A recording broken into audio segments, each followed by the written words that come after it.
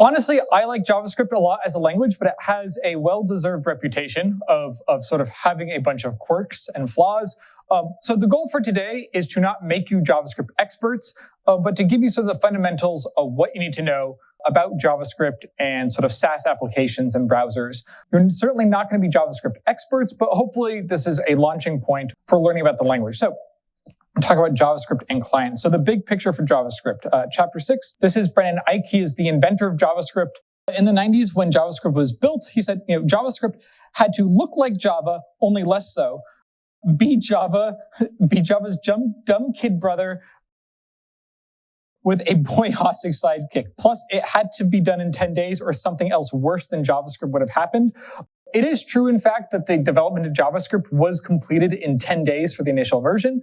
Since then, the goal has not been to break the compatibility of JavaScript. And so things that sort of had to happen in the 90s, we are sort of stuck with today. All that said, I think it is a great language. If you like Ruby, there'll be lots to like about JavaScript.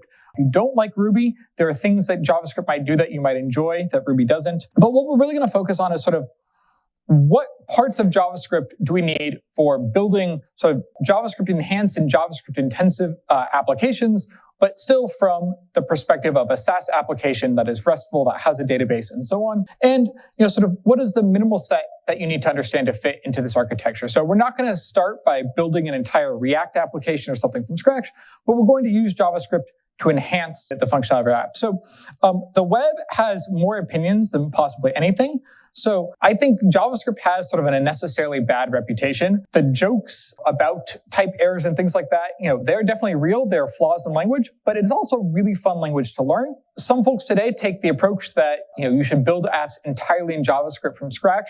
We kind of take the approach that JavaScript should enhance your app, but that it should largely, if possible, work without JavaScript. Obviously, there are some applications for which it's not the case, but we're going to talk about this idea of progressive enhancement. We're still going to introduce jQuery. And despite the fact that jQuery as a library is now sort of more than a decade old, it still solves a lot of problems, particularly when it comes to compatibility across devices. It's still very easy. And part of the reason why it's great is because jQuery's success has informed native web APIs that have come since then. But there are awesome tools like React and Angular, which work for sort of these single page apps, which we'll talk about, although we won't build any in this class. And a lot of folks don't test their JavaScript. So today, we're not going to talk about testing JavaScript, but Jasmine, Jest, test-driven development, these things are still super important for JavaScript as they are on the server. And so we'll introduce a bit of that. And, sort of our opinion is that, as far as server-side JS, Node.js, super popular framework. Does it make sense to pick the same language for the server as your front end just because it's one language? There's really an open debate about whether, one language or multiple languages really enhances, your developer productivity or your work experience. So there's lots of opinions on JavaScript, but what we're going to do is sort of focus on the fundamentals. So just a bit of history. It's useful to understand a little bit about how a language evolved because it will inform, sort of learning the language. So in the mid-90s, Netscape, one of the original web browsers, introduced JavaScript as its scripting language to be able to interact with web pages. So initially, HTML is a document, the stuff that we've done so far. A server sends it down. You can style it with CSS, but there's not much about the page which is dynamic. So Netscape originally wanted to call this thing LiveScript, which I think would have been a great name, but Java was so popular at the time that they wanted it to look and feel like Java so that people who knew Java could theoretically pick up JavaScript. It turns out that in practice, knowing Java as a programming language and learning JavaScript are so entirely different that yes, they have parentheses and curly braces and they call things functions, but they're not actually that similar in practice. Originally, the goal was to just do things like client-side form validations, warning when some input is maybe invalid, but it's grown over time to be the basis of many interactive applications. And within JavaScript, we're going to talk about this thing, the document object model, which is the interface between an HTML document and the JavaScript APIs and how we think about manipulating them. Most of the challenges of learning sort of the web come not necessarily from JavaScript as a language, but from learning the vast amount of APIs like the DOM API and others that exist. In contrast to tools like Ruby and Python, JavaScript is standard. It has an actual document called the ECMAScript 262 standard, which describes exactly how every piece of JavaScript, the language, should work. Over time, companies and browsers extend sort of the functionality of JavaScript themselves that later make its way into the standard. So in 1998, Microsoft added a function XML HTTP request to Internet Explorer 5.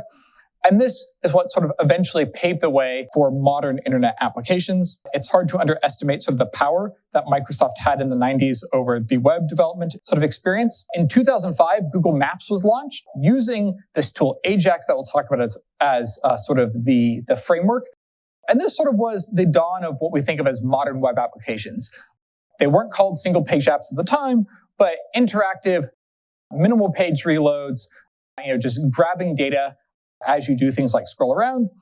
And so basically the last decade and some has been the evolution of that process. So where is JavaScript today?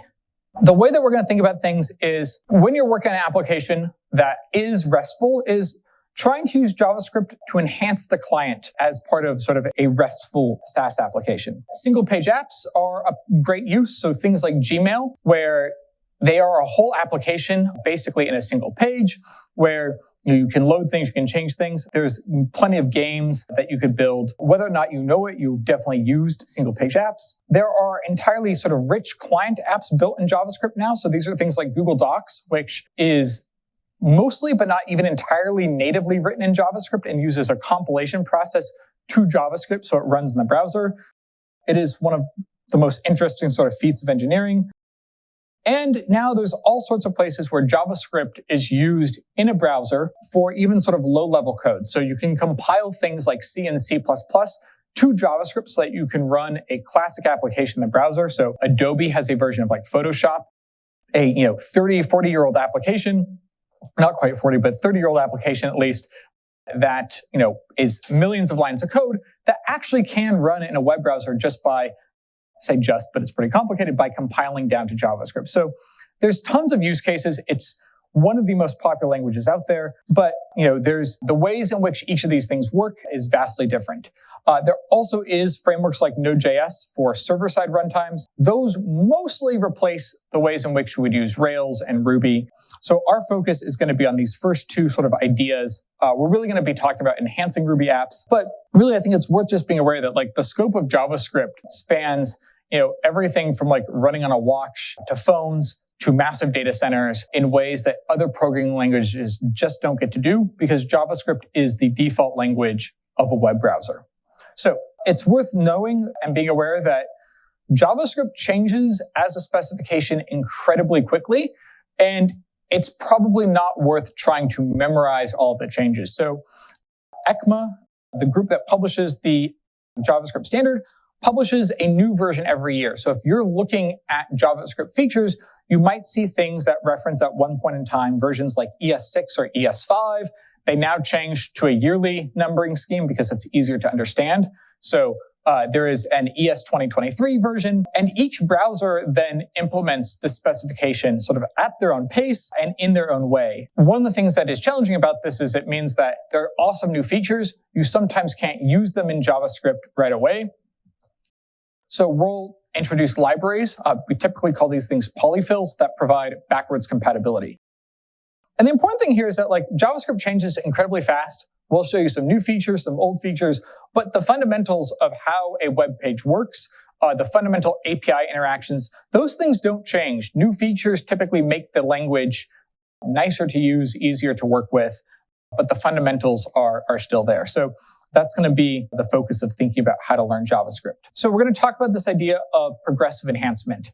And this is one of those places where there's really multiple schools of thought, but our goal is that you should think about all the ways in which users might use a web application. It's increasingly uncommon, but there are still places today where JavaScript might be disabled, whether it's legacy browsers or privacy concerns. If you can, browsers with JavaScript disabled should have some kind of a reasonable experience. And it turns out by doing HTML rendering on the server side, sending down some data, you can provide a user, without any JavaScript, a reasonable experience. And this should be easy, right? If you're using a Rails app, you can add a lot of dynamic functionality, but if your views still ultimately render HTML, you're probably good to go.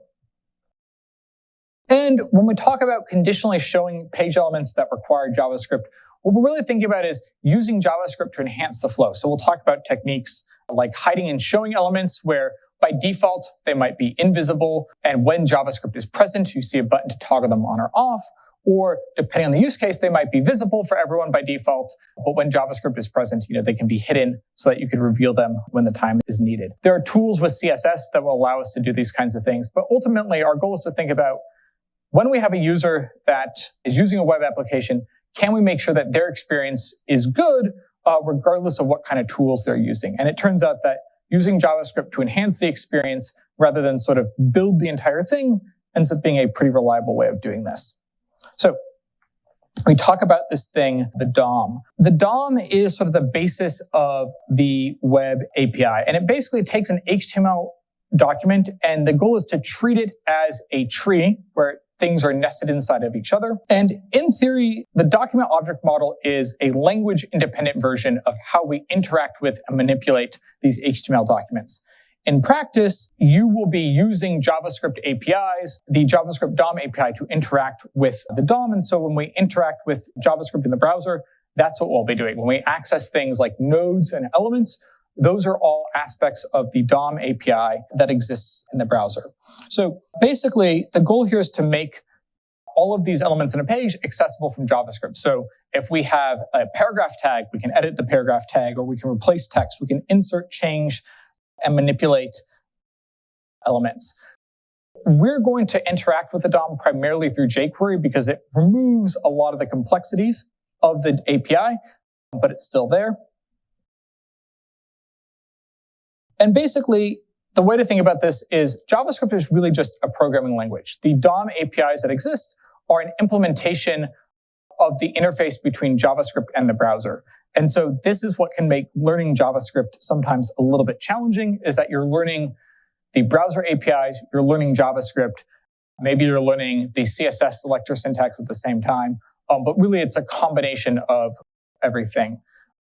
And one thing to be aware of is that JavaScript is a single-threaded language. So we don't typically talk about or worry about parallelism in this class, but in a browser, when you're doing something on a web page, the browser is either rendering content on that web page or executing your JavaScript. And so it means that in certain circumstances, you have to be really careful about the performance and the types of tasks that you're doing. There are new browser APIs that allow you to do things in the background, but fundamentally, JavaScript as a language is single-threaded, and the browser will provide options to run things asynchronously such that you can still interact with and scroll your web page. So JavaScript is sort of, we say it has a privileged position because it is, for the most part, the only language that you get to run natively in the browser. JavaScript gets to be triggered by user events. So when a user scrolls the page, clicks on something, resizes a window, loads the page, all of these things are events that you can interact with in JavaScript. And we'll see some examples of that. In the background, JavaScript has the ability to make HTTP requests on behalf of you or the user without having to do anything, without having to reload the page. And you can think about this as how you get dynamic updates on a page, right? Some activity like you have a dashboard of sports scores or something that is always refreshing. JavaScript gives you the ability to do that. And JavaScript in a browser is really the only language that you have that gives you this ability. You can use another programming language, but ultimately it compiles down to JavaScript. JavaScript events can also be triggered by things that happen on the network. So when an HTTP request finishes or comes in, you can use that to lead to another event happening.